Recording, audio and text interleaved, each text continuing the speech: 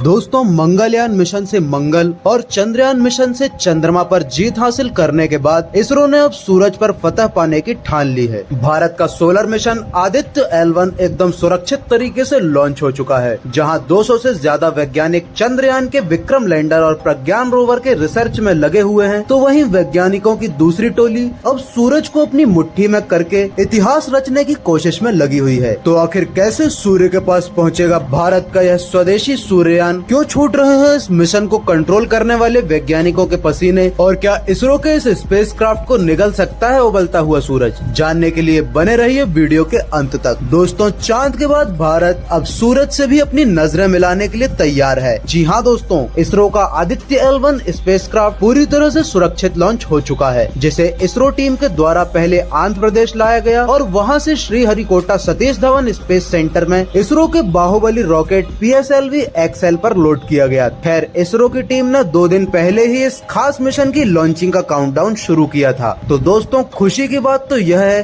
कि हमारा आदित्य L1 सुरक्षित लॉन्च हो चुका है। 2 सितंबर के दिन सुबह के 11:50 पर आदित्य L1 मिशन को लॉन्च किया गया। भारत का यह अंतरिक्ष यान पृथ्वी से पूरे 15 लाख किलोमीटर की दूरी पर जाकर सूर्य के गहरे रहस्यों से पर्दा उठाएगा। साथियों, आदित्य L1 भारत की तरफ से सूरज को स्टडी करने के लिए भेजा जाने वाला पहला स्पेस मिशन है और यह धरती के ऑर्बिट से बाहर निकलने वाला 5वां मिशन। इससे पहले इसरो ने चंद्रयान 1, मंगलयान, चंद्रयान 2 और चंद्रयान 3 जैसे मिशंस को पृथ्वी की कक्षा से बाहर भेजा है, जिसमें से 3 मिशन सफल हुए हैं। और सबसे खास बात तो यह है कि चारों मिशन के ऑर्बिटर अपने मिशन में सफल हुए थे, यानी चारों स्पेसक्राफ्ट के ऑर्बिटर अपनी कक्षा में सही सलामत पहुंच चुके थे। बस चंद्रयान 2 की ही लैंडिंग फेल हो गई थी। इसका मतलब यह है कि ऑर्बिटर मिशन में भारत का सक्सेस रेट 100% है।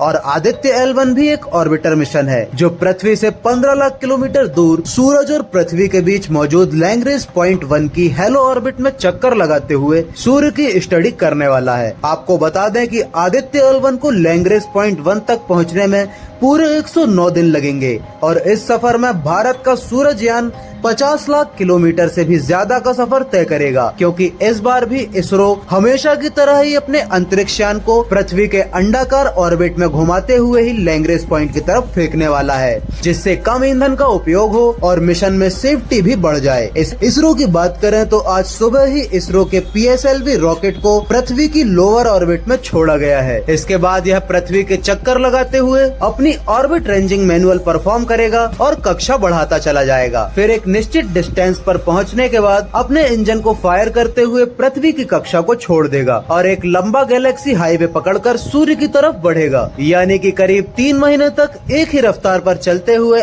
L1 पॉइंट के पास पहुंचेगा, जहां एक आखिरी चक्कर लगाकर लैंग्रेज पॉइंट 1 के लोअर ऑर्बिट को पकड़ लेगा और यहीं से आदित्य L1 की रिसर्च मिशन का शुभारंभ होगा। दोस्तों, हेलो ऑर्बिट में पहुंचने के बाद आदित्य L1 अपने सोलर पैनल्स और एंटीना को खोलेगा, जिसकी मदद से वह खुद को चार्ज करते हुए सूर्य की स्टडी करेगा और एंटीना की मदद से डाटा को डायरेक्ट इसरो के कमांड सेंटर पर भेज पाएगा, जिसके लिए यह अपने साथ एक नहीं बल्कि कुल 7 पेलोड्स लेकर जा रहा है। यानी अंतरिक्ष में यह इसरो का चलता फिरता रिसर्च सेंटर होगा, जो सौर मंडल के जन्मदाता सूर्य के रहस्य से पर्दा उठाएगा। साथियों, हमेशा से इसरो अपने स्पेस मिशन के स्वदेशी नाम रखता आया है, जैसे कि चंद्रयान, मंगलयान।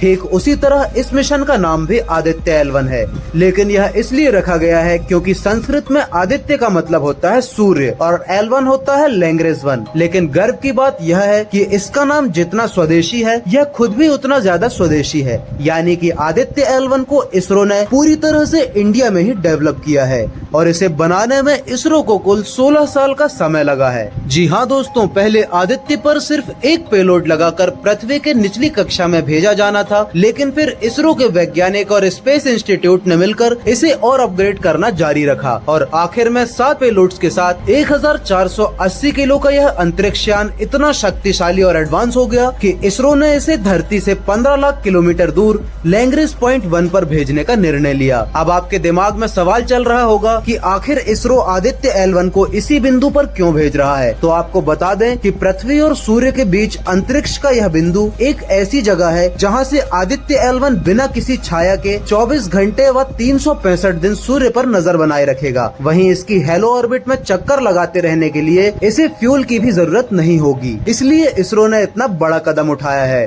और पिछली बार जिस तरह इसरो ने चांद के साउथ पोल पर सबसे पहला कदम रखा था, ठीक उसी तरह इस बार भी लैंग्रेज पॉइंट पर जाने वाला भारत सबसे पहला देश बनने वाला है। दोस्तों, सौर मंडल के सभी ग्रह और उपग्रह सूर्य की परिक्रमा कर रहे हैं। पृथ्वी पर जीवन भी सूर्य की रोशनी की वजह से ही है और सौर मंडल का संतुलन भी सूर्य ने ही बना रखा है। ऐसे में अंतरिक्ष में रिसर्च करने वाले सभी स्पेसक्राफ्ट भी लंबे समय तक सोलर पैनल्स के जरिए मिलने वाली सौर ऊर्जा की वजह से ही काम कर रहे हैं और रात को चांद भी सूर्य की रोशनी की वजह से ही चमकता है। तो हम यह कह सकते हैं कि हमारे आसपास पूरी दुनिया को सूर्य ही कंट्रोल कर रहा है। इसलिए सूर्य के बारे में पूरी जानकारी होना काफी ज्यादा जरूरी है। यह बात नासा काफी लंबे समय से सोच चुका है, इसलिए नासा ने ही आज तक के सबसे ज्यादा सोलर मिशन भेजे हैं। अगर आपको लगता है कि सूर्य अपनी गर्मी से आदित्य को जलाकर राख कर सकता है, तो आपको बता दें कि ऐसा बिल्कुल भी नहीं है, क्योंकि पृथ्वी से L1 पॉइंट की दूरी 1.5 मिलियन किलोमीटर है, जबकि पृथ्वी से सूर्य 151 मिलियन किलोमीटर दूर है। यानी कि इस मिशन में हम सूर्य के सिर्फ 1% पास ही जाने वाले हैं। हालांकि इसरो ने इस मिशन के लिए 5 सालों की अवधि निर्धारित की है, जिसमें हमारे इस अंतरिक्ष यान का सामना भयंकर सौर प्रहारों से हो सकता है, क्योंकि अंतरिक्ष में कभी भी सौर मंडलीय तूफान आते रहते हैं। आखिर में आदित्य L1 के ऑब्जेक्टिव्स की बात करें तो यह सूर्य से निकलने वाले सौर तूफान की तीव्रता व सूर्य के वातावरण की स्टडी करेगा और सूर्य से जुड़े इस तरह के कई रहस्यों से पर्दा उठाएगा कि जब सूर्य की सतह का तापमान 6000 डिग्री सेल्सियस है, तो फिर सूर्य के वातावरण के आखिर हिस्से यानी कोरोना का तापमान 1 मिलियन डिग्री सेल्सियस क्यों पहुंच जाता है। खैर, फिलहाल तो हम आदित्य L1 की लॉन्चिंग के लिए इसरो को शुभकामनाएं देते हैं।